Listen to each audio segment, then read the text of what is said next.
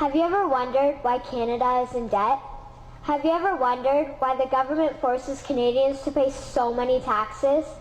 Have you ever wondered why the bankers from the largest private banks are becoming wealthier and the rest of us are not?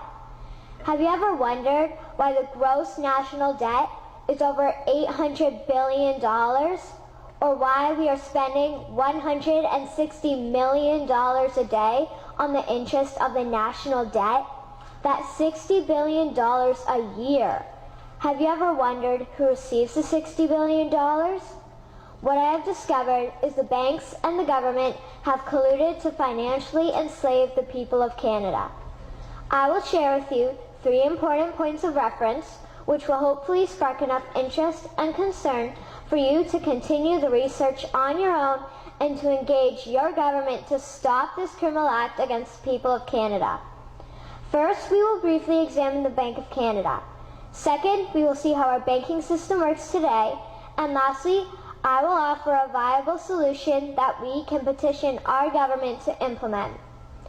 A very little known figure in Canadian history is J.O. Gradon McGeer. He was a lawyer, Member of Parliament, and Mayor of Vancouver. His contribution to Canada is probably the greatest in our history.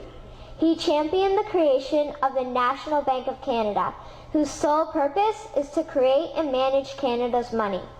It was formed on July 3, 1934, and owned by all Canadians.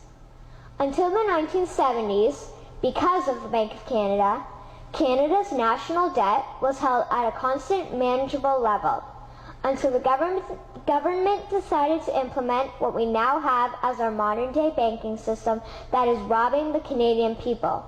So how are they robbing us? Allow me to explain how our private banks and government work today.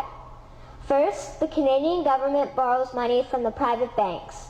They then lend the debt-based money to Canada with compounded interest. The government then continues to increase taxation of Canadians year after year in order to pay back the interest on the exponentially growing national debt. What results is inflation, less real money for Canadians to spend into our economy, and the real money being used to pad the pockets of the banks. Also, the government gave the banks the ability to loan out money that doesn't exist in the form of loans.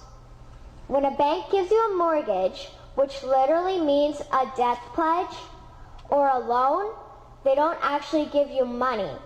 They click a key on a computer and generate the fake money out of thin air. They don't actually have it in their bank vaults. Presently, the banks only have $4 billion on reserve, but they have loaned out over $1.5 trillion.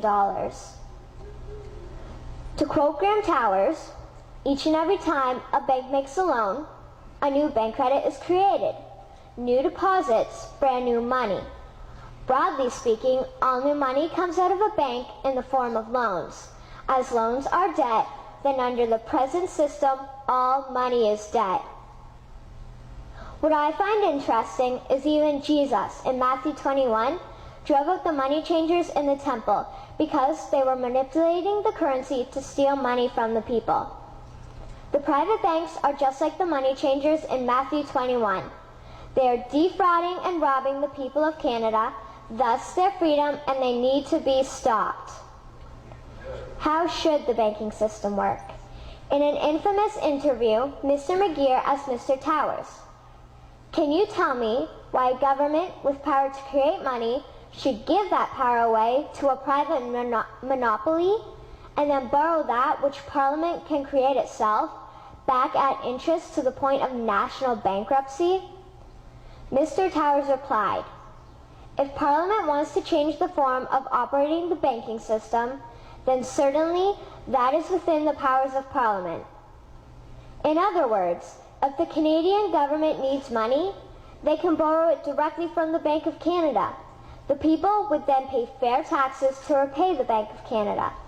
This tax money would in turn get injected back into our economic infrastructure and the debt would be wiped out. Canadians would again prosper with real money as the foundation of our economic structure and not debt money. Regarding the debt money owed to the private banks, such as the Royal Bank, we would simply have the Bank of Canada print the money owing, hand it over to the private banks, and then clear the debt with the Bank of Canada. And yes, we have the power and lawful right to do so. In conclusion, it has become painfully obvious, even for me, a 12-year-old Canadian, that we are being defrauded and robbed by the banking system and a complicit government. What will we do to stop this crime? What will we do to ensure that the next generation will live free and clear of the debt-based economy that enslaves them to the banks? Margaret Mead said the following, and I hope that all of you remember this. Never doubt that a small group of people can change the world. Indeed, it is the only thing that ever has. Thank you.